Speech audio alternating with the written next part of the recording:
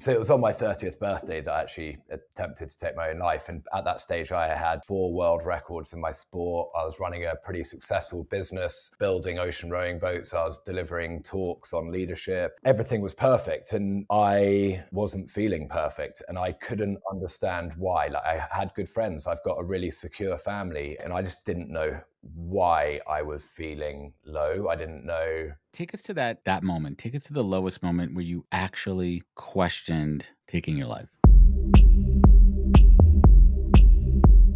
Welcome to the POZcast, where we introduce you to incredible humans who share their journeys with the mission to inspire you to harness your own inner tenacity to drive your life and career forward. And now, your host, Adam Posner.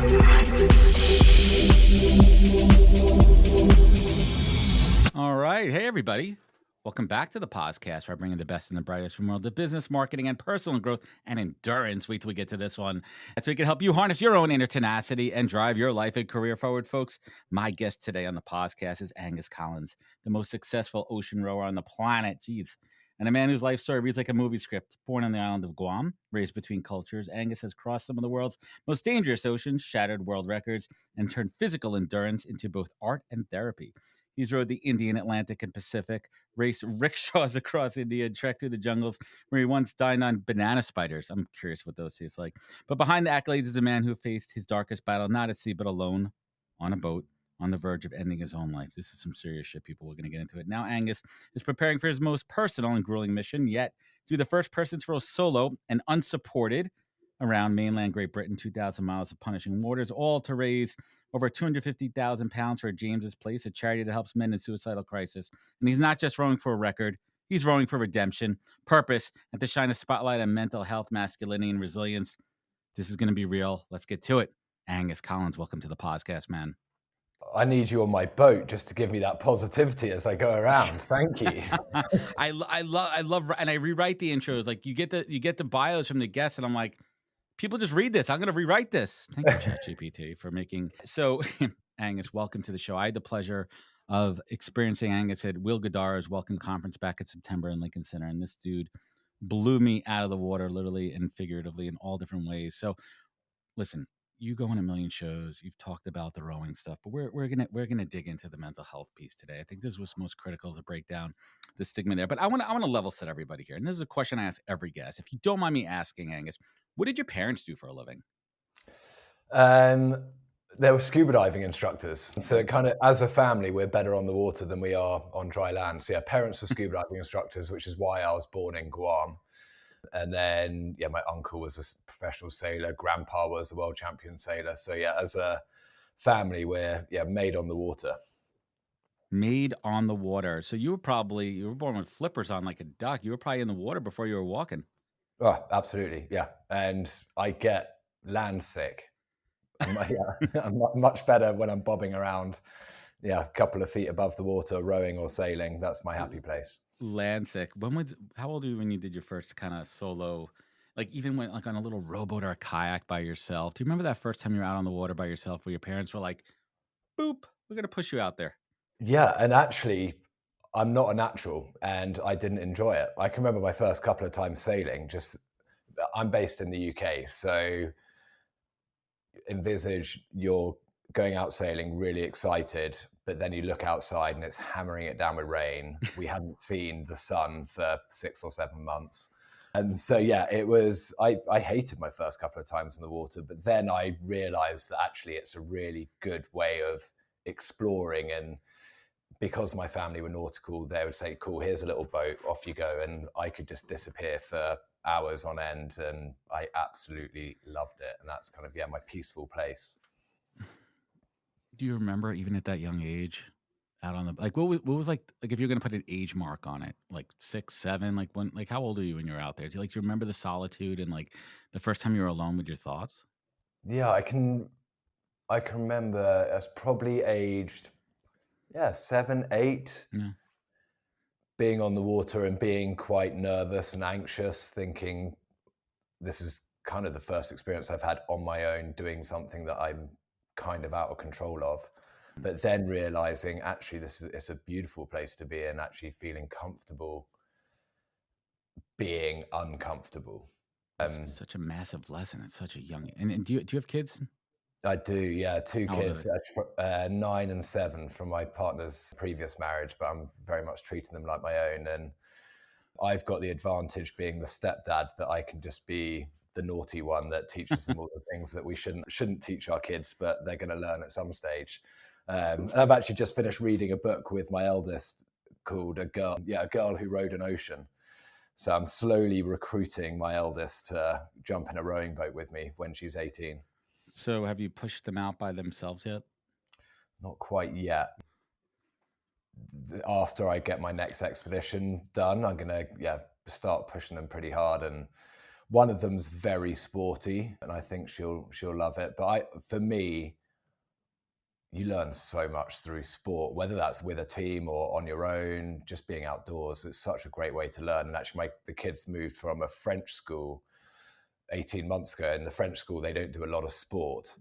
And then moved into an English school, and now they're doing a whole load of sport. And I've just seen them mentally mature so much since they've taken up sport and communicated as a team. So yeah, I love it. There's so much power to that too, and just being like the digital detox, right? And you talk about it, describing as rowing the ocean a kind of an extreme digital detox when you're stripping down to life. It's just sleep, rowing, repeat, right? Like, what are the positivities to lock you in a good mental place when you have that routine? It's such a lovely feeling that I kind of start off a little bit anxious about it, thinking, oh, have I missed an email that I'm not going to be able to respond to for 40, 50 days? Or have I paid all my bills and all those kind of things? But once you then get used to it, and for all the crossings I've done so far, I've always been in a 4-man team. And not having your phones and not worrying about how many likes you're getting on Instagram and who's doing what. Right. The connection you then make with your teammates is so much stronger than what we're experiencing on a day-to-day. And I'm not saying that you have to row across an ocean with some friends to really understand them. But yeah, that feeling of the only thing that is important right now is you guys that are on the boat with me, my emotions, and what the weather's doing. That's all we've got to worry about. And you just become so dialed in and open to things changing because they're the only parameters that are important. It's interesting. I'm having a flashback from your keynote at the Welcome Conference where you were showing pictures on the screen of these incredible tight quarters and how much you rely on each other. And I'd love if you could just share a little bit, like, how did you manage? There's conflict, right? There's arguments, there's conversations, there's productive arguments, there's personality arguments. And you guys are in a sardine can floating around the ocean. Like, there ain't much room for give on that. What are some of those best practices that you learn on how to deal with those interpersonal team relationship issues? Yeah, it can be the worst place in the world as well when something does go wrong. So nowhere to go. Yeah, for context, so these boats are 9 meters long. So we're looking at 28, 29 foot, 4 people, 2 cabins, 1 at each end. So your living area where all 4 of you can meet is probably 3 meters by 1 meter wide. So it's tight. Yeah, there's no running away. And actually, I think a lot of the confrontation preparation happens a long time before you step on the ocean. So I do a lot of scenarios at sea where whilst you're on dry land 6 months or a year before these expeditions, you're trying to go through everything that could go wrong. And then after that, with 4 different individuals, and see, right, you've answered it this way, you've answered it that way. You're definitely thinking a lot more emotionally. You're thinking a lot more technically. Right, let's have that conversation now whilst we're all kind of semi there. Because if we try and have that conversation when everything's going wrong in the ocean, it just blows up. So I think that's the main thing that I think I've been pretty good at, is prepping all of my teams and the teams that I've been part of to have those conversations beforehand. So when it goes wrong, you know what the answer is. But inevitably, you're going to have moments where there are things that shit goes out the window, man. Yeah. And I had a really tough experience in my second Atlantic crossing. We had one teammate get really badly seasick. and we wanted him to miss a shift to sleep it out so that he would get healthier and better. But you couldn't have that conversation with the other teammates because he was always there. So I remember having to write notes. We have an iPad for all of our navigation. So I would write notes on the iPad and then have to pass that to my rowing partner, who wouldn't be able to answer for 2 hours because he's rowing, and then he would give it back to me. So to have an actual conversation takes 12 hours on an iPad. So, and it's really hard to get it right when you do it that way, which again is why it's all down to that preparation in beforehand. How do you communicate as a team, which is the most important part. I mean, listen, every good plan goes out the window once you're dealing with weather and other natural disasters out there, but it's also about, stress management, and you're leading this. So you have to set the tone. So how do you find the ability to, we don't want to park our stresses, but how do you rechannel them? How do you rechannel them to be productive when you don't have a choice? Like, this is life and death. Yeah, it can be life and death, or it can just be, I need to get to the finish line one day earlier because I am hating this experience. I need to get the hell off this boat with you guys. And it's trying to, I've had quite a few teams, so I train teams, or used to train teams to row across oceans as well. Then you're going to have that moment mid-ocean where you just want to throw all your toys out the pram, and you want to blame the person who's telling you what the weather's doing. You want to blame your teammates. You want to blame your sponsors, the boat builder, whatever it is. And at the end of the day, you can stop, but you're not going to get to the finish line any quicker. There's no way out. Once you're in the middle of the Atlantic in a 4-man rowing boat with your 3 teammates, the only way you're getting to the finish line is by rowing. So I've had strops mid-ocean. I've thrown my toys out the pram, and I think it's acceptable to do that. But then for me, my big thing is breathing exercises. It's getting back in the cabin, get my breathing regulated, break down. Focus. Why am I thinking differently to everyone else? Why is no one seeing it the way that I'm seeing it? Or is it just that actually I need to get a bit more sleep, or I need a little bit more food? And they're really the only things that we can offer. And 9 times out of 10, you drink a liter of water, get 1,000 calories in you, and get an extra 10 minutes of sleep, and you come out of your cabin, you go, I'm really sorry. Yeah, I've just been a prick for 2 days, but I'm back. That's part of it, though. So let's pivot in. I want to get into the breakdown here, because now we're going to get into the real shit, Angus, here. And I mean, you stood on the brink, like literally preparing to end your life and then choose life.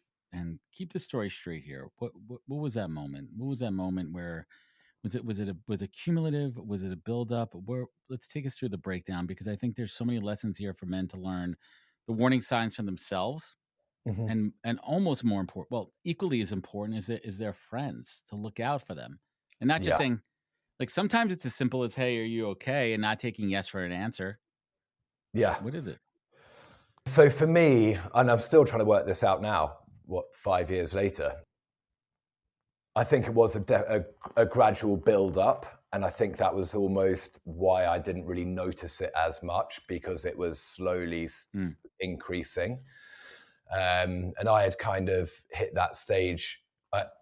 So it was on my 30th birthday that I actually attempted to take my own life. And at that stage, I had 4 world records in my sport. I was running a pretty successful business, building ocean rowing boats. I was delivering talks on leadership, and everything was perfect. And I wasn't feeling perfect, and I couldn't understand why. Like, I had good friends. I've got a really secure family. I've got, as I say, I had a good business, and everything was right. And I just didn't know why I was feeling low. I didn't know if it was something that I was doing. Did I have to blame somebody else? Well, for one quick second, what did low feel like for you? Because everyone's low is different, right? Everyone's calibration is different. Like, where was the low? I think 2 things I noticed massively was, I'm generally a pretty driven guy, and quite friends laugh at me because I'm quite not efficient entrepreneur, but I'm quite entrepreneurial. I come up with ideas a lot, and I had no imagination. I had no desire to try and make change. The business that we had was growing, but I was happy at kind of plateauing, and that had never been me before. And that was kind of the first tell for me, was I'm not interested in bettering myself or anyone around me. That was kind of the start. And then it got to the stage where I really struggled to socialize, and it became a massive effort. And generally I've been a team player, and I loved having my friends around. And actually, whenever anyone said, right, it's my birthday, do you want to come down to London? We're going out for some pints. I was just straight away was, what excuse can I use to not be there? And then I realized it'd basically been 6 months before I'd even seen a friend. And I was lying to family members, telling them that I was with friends, and lying to friends, telling them I was with family members, where actually I was just sitting on my boat. And I had a pretty unhealthy habit of smoking way too much pot, which I think for some people it can be fine, but for me it doesn't work. And yeah, I then used that to mask any of my downsides and my emotions that were playing up on me. I'd just smoke another joint and fall asleep, and I didn't have to worry about it. It was your release. And so the key lessons here, for going back there, and we are not, just a caveat here, we are not trained mental health professionals. We're not experts. We're just commenting on our own personal experiences here. But I think a big telltale sign is pattern change with you and your friends. When you see the pattern changes, when someone who's active with their friends and they become a recluse, those are things to notice, to check in. And it's tough because we live in this world of this stigma, right? That men are supposed to be strong and they're supposed to be putting on this outward face.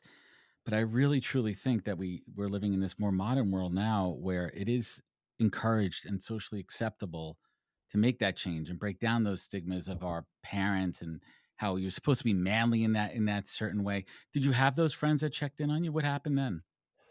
Yes, but I was very good at lying to them. I had a few friends that were good at checking in, but because at this stage it was completely out of the blue for people. Right. They had no.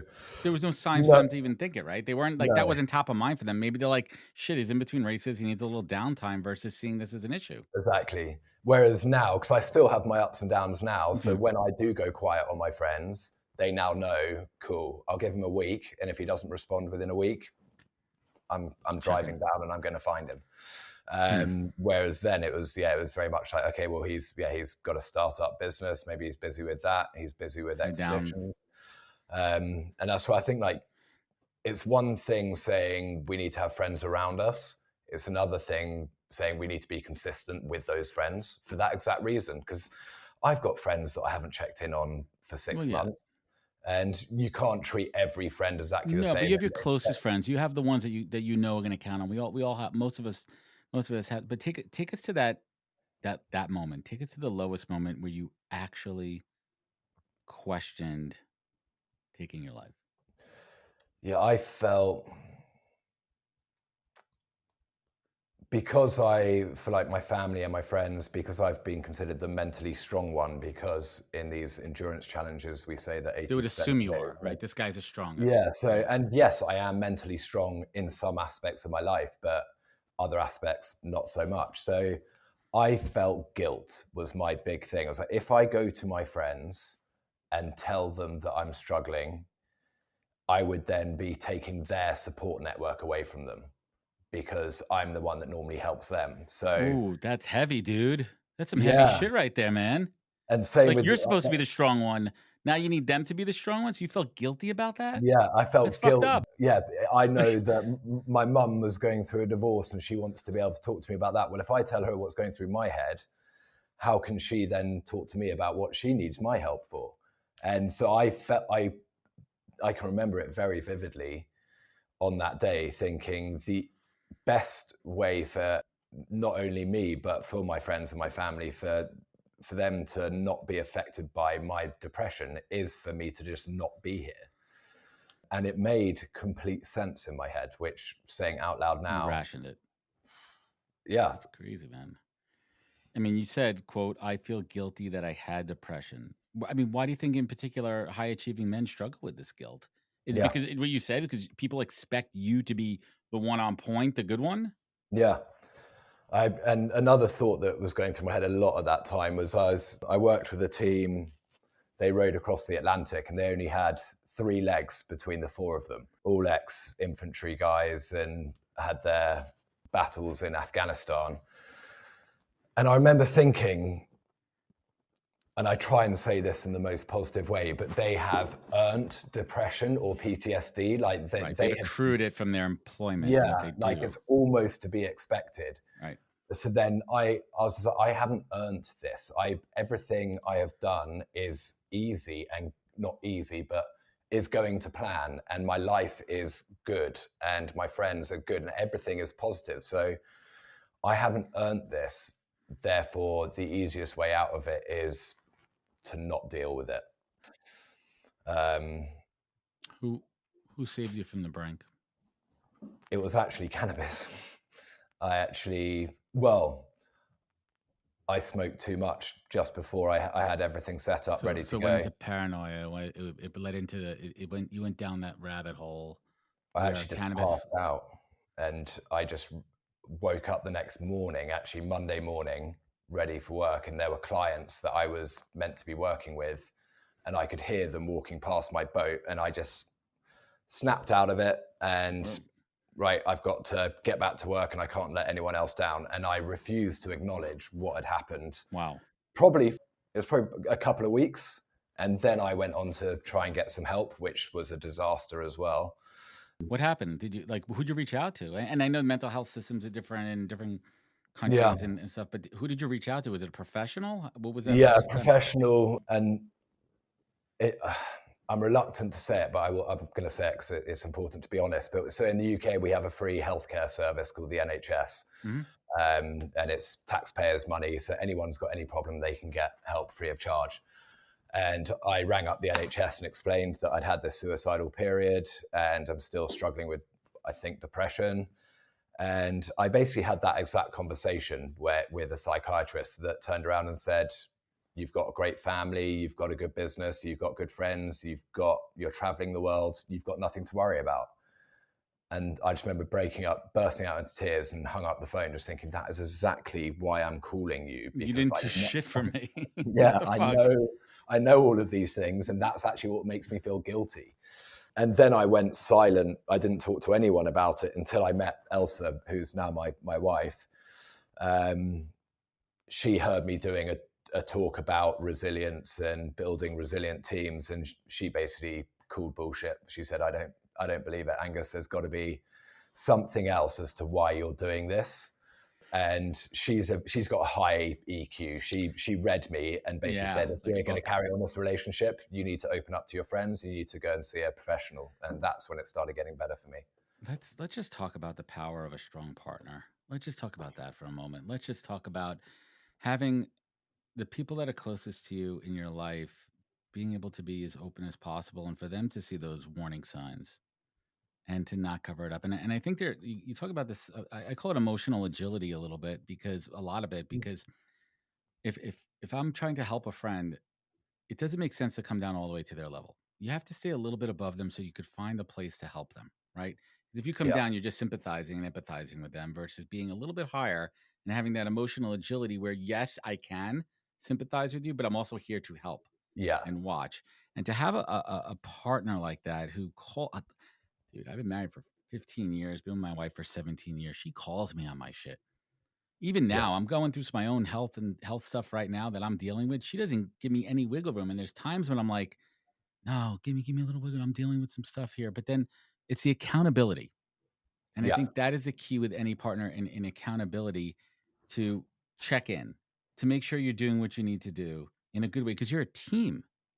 Yeah. You're a team and have that. And I think that's so critical and lucky for you that you got the help. So just to level set everybody now, where are you in your own mental health journey? Are you getting back to where you need to be? How close are you, Angus? No, I wouldn't say I am. I very much ups and downs. And actually, I had, after that episode, I'd say a pretty good couple of years. And then probably about a year ago, I started to go back downhill again. And that really affected me, because I thought I had beaten it. I thought I had won. and like, cool, the old Angus is back. And then suddenly it was, oh no, this is probably something you're going to struggle with for the rest of your life, and you're going to have to continue to work on this. And it doesn't mean that depression is going to win, but it's just like you are going to the gym every day for your training for the road. You're going to have to do your same thing with your mental health. And once I got my head around that, I actually now feel way more empowered by it than fearful of it. So yeah, no, I'm definitely still ups and downs. Yeah. And my aim for this next challenge that I'm going on was to have a lot of answers for people. I wanted to make it quite an interactive campaign and talk about beating depression. And now I've come to terms with, actually, I haven't beaten depression. I still suffer on and off, but I can still be just as vocal about it. And that on its own, I think, is actually the lesson, that talking about it is the biggest medicine we have. Hey everybody, Adam here from the POZcast. Today's POZcast is brought to you by the team at Fountain. Fountain is your full-service frontline workforce management platform. I have to tell you, Fountain's offerings are some of the most robust I've seen for any product in the space. They offer full solutions for hiring, managing, and retention. They are truly a one-stop shop focused on the frontline workforce. They also create informative content using their data. For example, they analyze a bunch of data from their fast food chains and created a trend report you could download now on their website. They also have a new ebook out called Frontline Voices. There's a lot to dive into. Certainly check it out. And you can learn more at fountain.com, linked in the show notes. Thank you. Right, you have this incredible platform as someone recognizable, as a champion endurance athlete, to be able to use that platform to spread the good word. I mean, that's medicine for yourself. Yeah, big time. And there is something very selfish about what I'm doing. Like, yes. No, I wouldn't say it's selfish, man. I think it's using your power for good, dude. Yeah, and I don't think selfish is bad. I don't say selfish in a negative way. You're using it as power. Yes, I am raising money for charity and I'm trying to spread the word, but a lot of it is about, the more I talk about it, the more I have these kind of conversations and I help other people that are struggling. The more I do that, the more I learn for myself. So it's selfish for the right reasons. Well, it's more about putting the oxygen mask on yourself first, if we're using that analogy, right? Like, how could I be my best self so I could spread this word and be better? How could I talk about those signs? How could I help other men and women recognize these signs? And how could I help them with their friends? I mean, you're training others to do this, to live in chaos, right? Like how do you apply the lessons from this journey when now we're flipping back to training mode? Listen, your story's public, people get it. How are you employing those lessons with your students and clients? Yeah, that's something I struggled with.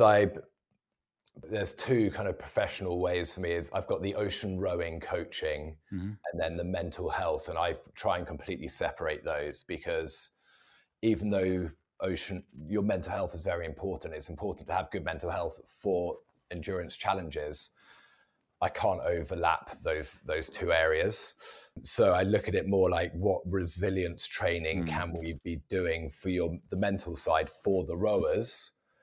And then also, what lessons have I learned from rowing that I can implement with people that are struggling with depression? I try not to cross-reference too much, but it's amazing the amount of people that I've met that have done these big challenges that have suffered with depression. And I think actually that is a pretty big sign. Like, if you've got someone who's making big changes in their life and they want to do something extraordinary, they're probably running away from something. So trying to overcompensate, right? They're trying to like substitute a pain with something else. Yeah. And for me, that I loved everyone telling me that, world record breaking ocean rower and all of it. But I was running away from problems for 5 years. And now I can see that. And now I've got other clients that I look at and I'm thinking, you say you're here to raise money for charity or whatever it is, but is there something else going on back at home that makes you want to spend 40 days out at sea on your own? Okay, so let's dig into that, man. Your upcoming solo row around England, Scotland, and Wales. This is going to force you to be entirely self-reliant here. What part are you most afraid of about finding out about yourself on this next one, man? Now we're getting deep. You just thought we were getting deep. Now we're getting to the good shit here. Yeah, I think What are you scared of? I'm scared of my lack of motivation. I'm very motivated by other people. I love being on the team and getting on the oars 2 minutes early and seeing the smile on my teammate's face, knowing that he can get into the cabin and be dry. And that's what keeps me going. I don't actually love the exercise. I don't love rowing at all. I just love being part of a team. Whereas now, yeah, that bothers me. Everything else I'm cool with. It's the actual physical rowing that. yeah. But now I'm going to be on my own. So I'm just picturing myself at 2:00 in the morning. It's pissing it down with rain. The tide's turned and I've got to get rowing. And there's nobody else on the boat. Like, have I deep down got the willpower to get up and get out and get rowing? And I do believe that I do. Otherwise, I wouldn't be taking on this challenge. But I know there are going to be times where I just go, you can sleep for another 6 hours and no one's going to know. And so that really worries me, because then you can do that every day. Now, for anyone out there who's interested, who's anyone out there, I'm sure their question is there, and there's just a technical question. What's your Lifeline support staff? Is there a chase boat? What's the deal? No, don't have any support boat. So in the UK, we've got something called the RNLI, the National Lifeboat Association. So if something were to go wrong, they will generally be able to get to me within 2 or 3 hours. Other than that, it's satellite telephones and that's it. I'll be fairly interactive, so I'll be able to send videos and photographs back for social media and that kind of stuff. And that's for the campaign side, but for safety, there's not much there. So all of the safety, similar to the communication that we were talking about earlier, that's all happening now. I'm putting every kind of bit of equipment and panic button in place. Yeah, big one. But what are you doing for your own internal panic button on the boat? What are some of these things that you're preparing for yourself? What do you have, like, everyone has, I mean, I'm just making shit up here. Is there like a squeezy toy or something? Is there something that you have that triggers something for you, For me, breathing and then getting on the phone to someone. So even though I haven't got the physical support, I've got a cool list of probably 4 or 5 friends, and actually some of them are old clients. One of them's a US Marine who's hard as nails, but he's been through some stuff and we've had a pretty open relationship. And I know he's the kind of guy that I could call him at 2:00 in the morning saying, I'm struggling and I'm hating this and I want to give up. And he would tell me to get back on the oars and make sure that I do it. So I think, again, it's having that group of friends or people. And actually that group of people are very different to my best friends. Yes. That's important, right? This is they have different skill sets and different backgrounds. Yeah. Your friends, a lot of times, they'll tell you what you want to hear. Yeah. And same thing with Elsa. Like, Elsa she knows me better than anyone. But I think if I ring her at 2:00 in the morning, there'll probably be too much sympathy. And I don't need sympathy in those times. I need someone to just say, cool, you're doing this. And by doing it, you're going to be saving lives. So get on the oars. Oh man, so many analogies here. And the one I'm thinking about, I'm kind of going into what I'm dealing with, my physical health. I'm dealing with something, and there's no quitting. You have to get to the finish line. And you have to do what you need to do. And there's going to be obstacles in the way. There's going to be challenges you don't want to do. There's going to be parts of the process that suck, but you have to embrace the suck because you're doing it for the bigger, the bigger goal at the end. Oh man, speaking of this goal, what's James's Place? Why are you doing it? What's it all about? So James's Place, an amazing charity. They basically help suicidal men get from the brink of suicide to back up and running and back to work. And it was founded by a family that son died by suicide. Actually, very similar story to me in that he had a great group of friends. He was a great sportsman, smart guy. Everything was going well for him. And sadly, he took his own life. And then his younger brother then rowed against me in the Indian across the Atlantic. So that's where I heard about the charity the first time. And it's a very lean charity. So they've just announced it costs them £1,800, so $2,500 to put one person through treatment from suicidal to end of the process. It's a tiny amount of money in comparison, to save a life. So you can see every penny that they spent and it's going to the right place. So small charity, just based in the UK for now. Just based in England, but hopefully there'll be other charities over on your side of the pond that are doing similar kind of things that sadly, we are reliant on charities for these kind of things because the governments aren't helping with healthcare and mental health, especially. We need to do. I mean, I think the stigma. I think the stigma. The walls are coming down. I mean, I see it with my friends, but I also see. I think it's a generational thing, and I think that it's powerful. I mean, I look at the Yeah. younger generation, and they're so open there. What are some of those bright spots that you're seeing? What puts a smile on your face for the change of good in mental health? Let's talk Yeah. positivity. Can I do one more negative thing first? You just drop it in there. Believe me, I'm a cynic at heart, man. I'm a cynical Because New Yorker, dude. one of the things that I do quite a lot of talks at schools as well. And one of the things that I've noticed is that even though I think we are getting better at talking about it and men talking to men about their health and mental health, I think what we're not very good at is talking to children. And not one of the talks that I've done at these schools, I always ask, the final question I ask is, how many of you have spoken to your dad about mental health? And I'm talking to 15 to 18-year-old kids. Yeah, and not one child has stood up and said, yeah, I've had that conversation. But maybe they're too scared to in that moment in front of everybody. I'm hoping that is the case. Me too. But I kind of feel like there's a fine balance. We need to talk to kids about it. We also don't need to scare them and basically explain that life is hard. Yeah. But we need to educate kids from a young age on what kind of language to use, because my dad has no idea how to talk about mental health. I'm getting better at it, but I still think our generation, we're still going to find it awkward talking about it, probably for the rest of our lives. But that we need to take that on, but let's normalize it for the next generation. So those Yes. they have the language, they have the emotional intelligence to be able to talk to their friends. I think you hit the nail on the head right there. It's making it culturally acceptable and not just acceptable, but encouraged to talk about your feelings. Yeah. And you're not a wuss, and you're not this, and you're not that.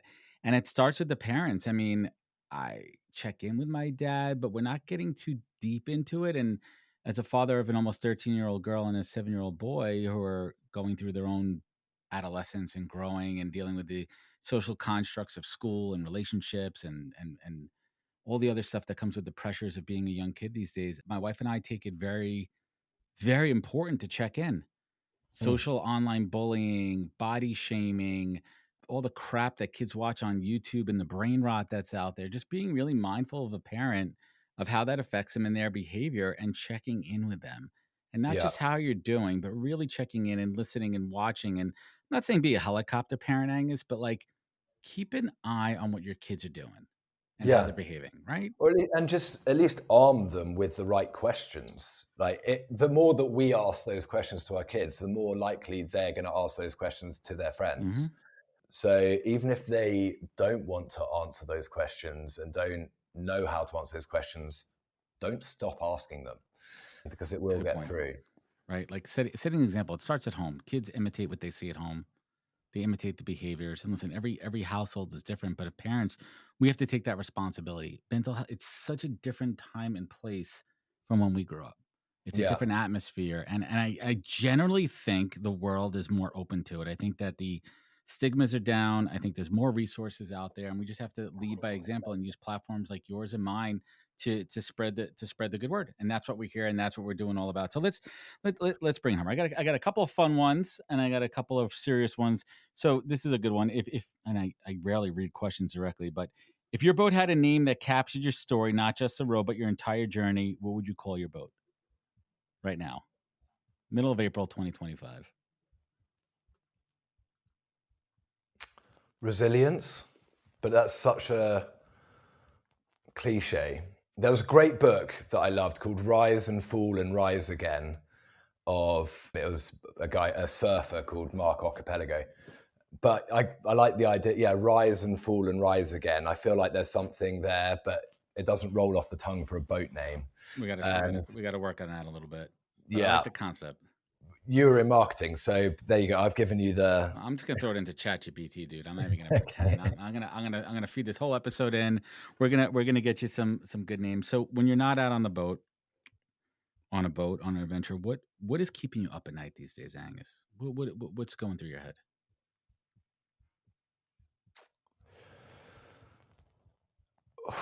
What's going through my head at the moment? I'd say I'm constantly trying to work out what have we lost in the last 20 years, 30 years in society. And I think it's a big part for me is building things. So I used to have a boat building business. I got rid of that 5-6 years ago. And only this year have I started building boats again. And I get so much joy out of creating. And I would love to set something up, which is, right, everyone comes down here every Wednesday after 5 o'clock, and we're all going to build something together and learn new things, whether that's we're going to make a knife, we're going to make a boat, a surfboard, whatever it is. And I love that. How do we collaborate with different people? I've got an accountant, a marketing guy, a sports person, an IT guy. Let's all just meet up and talk. And I feel like that is a way to meet other people that are outside of your normal circle. Whereas most of my circle at the moment are only people that are in the adventure world or the endurance world. So we have our similar problems, but I want to hear of the problems that everyone is facing and how are they overcoming it? And for me, that is, how do we build that community? For me, building that community is physically building. We got to get back to it. We got to get back to putting stuff together, getting people together, taking people out of their element. And I think that people want a challenge. And I talk a lot about it with my friends too. I'm like, let's just go do something. What are we going to build today? Let's just try something. Even my friends that say, let's just go out fishing. Even if I don't like fishing, maybe I'll just go out to hang out with them. Yeah. And see what's happening. Be social. I hate fishing, actually. I actually hate fishing. I think it's stupid, but that's for me. Right. But it's not even the act of fishing. It's a act of just being with your dudes, right? Like spending the time with them. Yeah. I took up golf 5 years ago. I hate it, but it's great because I know I'm going to have 3 hours on the golf course with a friend with no telephone. Right. Perfect. So, and it's sad that we have to find time to do this, but it's so important. And as you say, it doesn't matter if it's fishing, if it's golf, if it's building, whatever. It is, you've got to find some time just to hang out with your mates and actually get away from your phone and be honest and open. You know, when I was watching the Masters this past weekend, and I always forget that they have a no phone policy, that it is absolutely incredible. I don't know if you call it Sunday Masters, but like you look, everyone is focused. Everyone is paying attention. No one's taking selfies, no clicking, no distractions. They're in the moment. And I think we have done this to ourselves in society where we built these distraction tools. We built these distraction tools instead of getting back to. I love any moment. I love concerts where they say put your phones in these, the phone-proof bags and everything. Just having that ability to separate and focus is what it's all about. So let's bring it home here. Angus, what is that single greatest piece of advice that you have received that you take action on daily? A mantra, maybe something you wake up. Daily.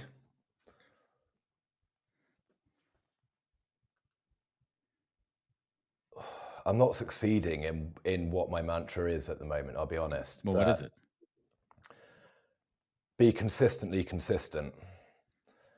And I can be very consistent for a couple of months and then I get bored and then I want to try something else, or there's a new bit of tech that I want to try, or a new bit, and I just give up with what I was aiming towards. I would love to just have a stint where it's kind of, right, you've done the same thing for 3 years in a row and you can see that change, but I just get distracted so quickly by something else that's shiny. And that's what I'm trying to get better at and have been trying to get better at for a while. And I am getting better, but I'm definitely not there. It's such a juxtaposition, understanding your background and all the time you spend on the boat where it's routine and being locked in versus what you just said. It's mind-boggling. Yeah, my life on the boat is a complete juxtaposition of what I'm like in the real world. On the boat, I'm very clean, tidy, organized. When I'm on dry land, my ADHD just goes and explodes. Well, that's another part too, is right, these diagnosed behavioral, right? It's a behavioral, and how do you adapt to that? How do you learn to that? How do you recognize? How do you lean into it too? And how do you teach other people? Be like, listen, I'm gonna give you some knowledge. In a moment when I'm acting like this, or you think I'm acting like this is what it actually means, and here's proper ways to respond and engage with me. Yeah. And the same thing with kids. I mean, I'm learning a lot about that, with my own children, is how do you take a reaction that you think would be for what's happening, but really understand what it means and respond in a different way that's going to be more productive for that particular person instead of making assumptions? Yeah. That's a big one. It's education. Strong EQ, that's a hard thing to learn. Especially as a parent too, you know, like I think my kid is just acting out, but maybe they're not stimulated. Maybe my little dude is bored, right? Maybe he's not challenged enough in school, and that's why he's acting out in certain cases. And how do you spot those things early on and course correct and give our kids the tools, going back to what you said earlier, to recognize their own, not feel like there's a stigma, and put themselves in a position to succeed. So let's bring it home here. By all conventional definitions of the word success, you are literally champion, endurance, athlete, rower, sailor. Success. I mean, any textbook definition, you're there for that. But going through this conversation here, going through your life, going through your struggles, your challenges, what you're working on now, working on yourself, I consider that a success. I really do, man. But Angus Collins, 15th day of the month of April, 2025. How do you define success? It's funny because even though, I have succeeded in my challenges, I don't consider myself as a successful person. What do I define success? Or what does that look like? What does success look like for me is I want to get a phone call in a week, a month, 2 years, 10 years, whatever it is, and just be like, I listened to you on this podcast or on a video, whatever it is, and just like, and I listened to you and you saved my life, or you saved a friend's life, or whatever it was. Like, that is, no matter what happens to me for the rest of my life, if I get that phone call, I'm content. And that's where I've kind of transitioned my life out of, right, I want to break records for the sake of breaking records. It's now like, cool, well, I've proven that I can break records. Now, how do we use that to make a difference? And that's now the drive. The record is the tool, but really the important part is, how do we get someone to talk so that we can save lives? Because people are dying for no reasons, and it's not acceptable. It is not acceptable. It is not. So I applaud you in so many ways. I applaud you for using your platform to make a difference, to recognizing the power that you have there, for focusing your time, attention to a cause that's so important. You're doing the right things. You're making the right steps. I applaud you. Angus Collins, I want to thank you so much for your time. I want everyone to check out the fundraising and the website. We're going to link it out. It's GBODYSSEY.com and justgiving.com. We're going to link it up to both of these campaigns there. Angus, where else could folks connect? Where could they learn more? Instagram, Angus Collins BE. I'm sorry, I'm not very good at social media. It's one of the things I think is probably contributing to mental health problems, but it's up there. And then, the GBOdyssey.com, we're going to have interactive chart so you can see how slowly I'm along, rowing around Britain. Please do follow along. Yeah. How far are you going to be off the coastline? Parts of it I'll be 100 meters, parts of it I'll be 15 miles. So dependent, but much closer than what I'm used to. Normally I can't see land in 60 days. So I think that might be helpful for you too, to be able to see that land point, right? To be able to have a focus point out there at times in the daylight, you know? I think part of it will be nice, but the downside to that is you can see how slowly you're rowing, and you can also see people walking their dogs, eating their ice cream, and you're thinking, I'd love to be doing that just right now. Throw me the ice cream, throw it on the road there. Well, Angus, I appreciate you, and everyone listening. If this show meant something to you, please leave a review rating. It goes a long way. Sharing means caring. You know where to find out more at thepozcast.com. Follow us on all the socials. The show will be up on YouTube /the Pozcast once we get out there. Remember, be good to yourself, be better to others, and catch us next week for another great episode of the Pozcast. Take care, everybody. Wisdom is forever, but for us, it's time to go. Thank you for joining us. Luckily, we'll be back with our next episode soon, jam-packed with more incredible humans. Thank you for listening, subscribing, and sharing. To join the conversation, search the POZcast on LinkedIn. And to catch up on past episodes and more info, please visit www.thepozcast.com.